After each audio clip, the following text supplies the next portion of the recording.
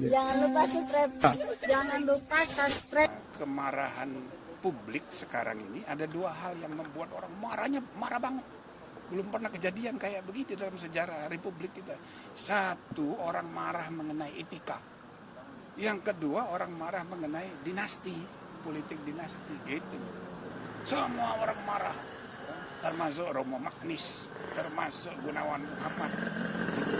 Menggambarkan idealisme para elit kita sudah sampai puncak nih. Nah, jadi maksud saya sesudah pemilu ini mari kita manfaatkan momentumnya untuk bagaimana memperbaiki ke depan supaya modernisasi pelembagaan itu harus kita jadikan agenda penting.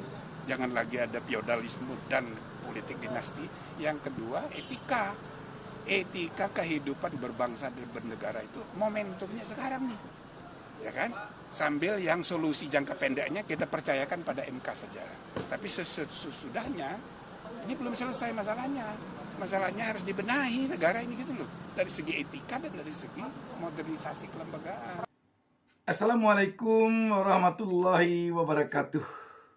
Sahabat BN, kita jumpa kembali pada kesempatan ini. Putusan MK tentang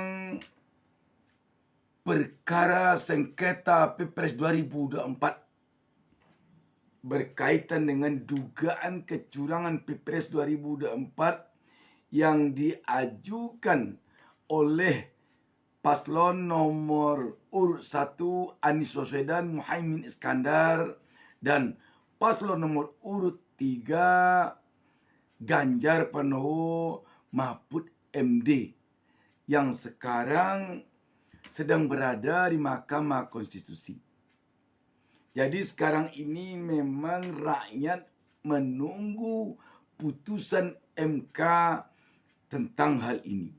Yang jadi pertanyaan tentunya, apakah putusan MK ini nanti akan bisa membuat para pejabat, para pengelola negara, para penguasa ke depan ini jera untuk melakukan kecurangan pada Pilpres atau pemilu.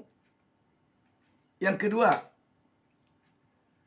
untuk bisa jera ke depan melakukan politik dinasti atau politik keluarga dan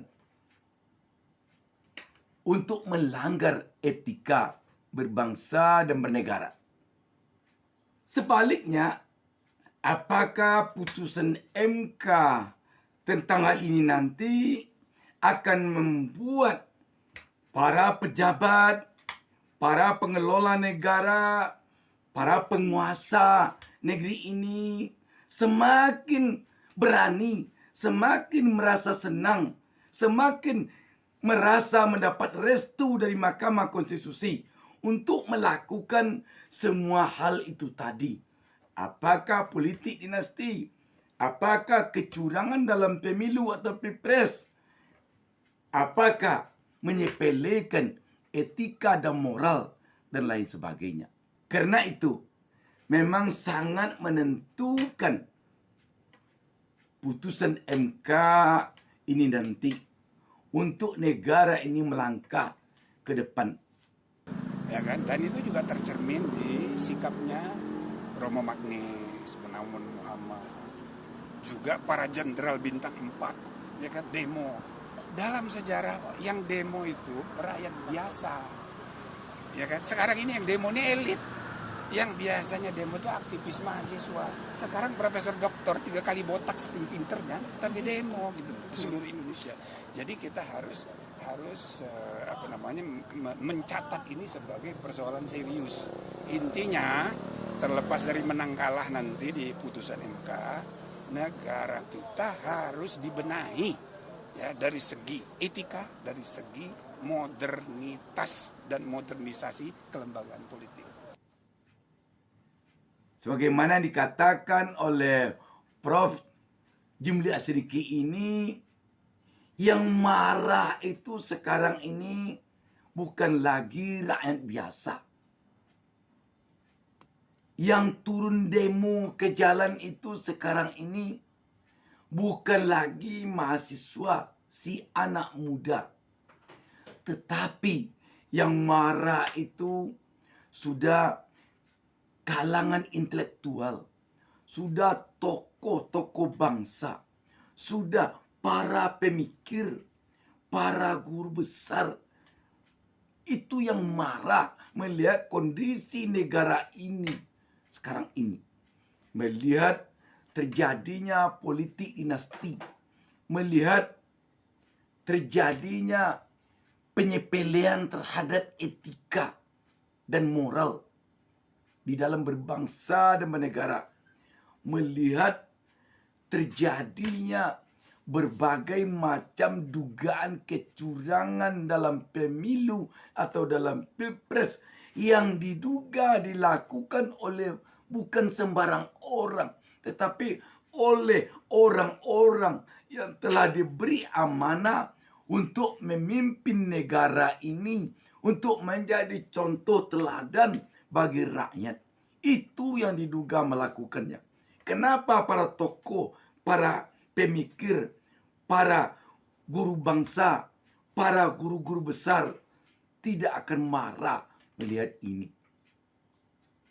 Memang kita melihat belum ada dalam sejarah perjalanan bangsa dan negara ini yang demo ke jalan itu para guru besar, para jenderal purnawirawan bintang 4, bintang 3, bintang 2, para pemikir, orang yang tidak punya kepentingan sama sekali dengan dunia politik kekuasaan.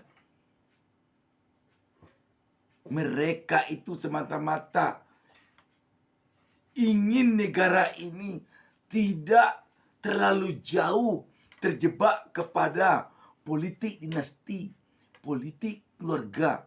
Tidak terlalu jauh terjebak kepada kecurangan di dalam pemilu, kecurangan di dalam pilpres. Tidak terlalu jauh terjebak kepada penyepelean terhadap etika dan moral. Karena itu memang sekarang ini sekali lagi rakyat sedang menunggu putusan MK ini. Jika saja putusan MK nanti melegalkan apa yang heboh selama ini dalam dugaan kecurangan yang demikian tampak vulgar, bahkan malah ada yang mengatakan pemilu kali ini, terutama tentu pilpres, adalah pilpres yang sangat brutal. Apalagi artinya kalau diukur dari segi etika dan moral, kalau telah ada yang mengatakan pemilu paling brutal. Nah, karena itu, apabila nanti putusan MK mencerminkan setuju hakim-hakim MK ini dengan pemilu yang dikatakan brutal itu, alamat nepotisme, kecurang pemilu, penyepelean terhadap etika dan moral akan melenggang dengan leluasa menjadi budaya, menjadi kebiasaan di negeri ini.